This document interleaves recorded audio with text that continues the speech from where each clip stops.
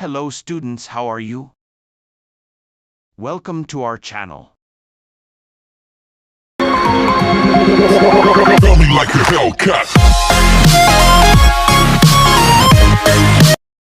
Today our topic is Adjective.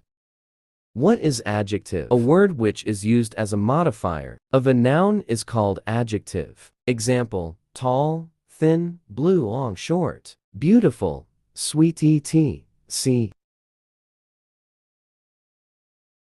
Now I will tell you the meaning in Urdu. सिफत क्या है? वो लफ्ज़ जो इसम के बदलने वाले के तौर पर इस्तेमाल होता है सिफत कहलाता है। मसाल, लंबा, पतला, नीला, लंबा, छोटा, खूबसूरत, मीठा वगैरह।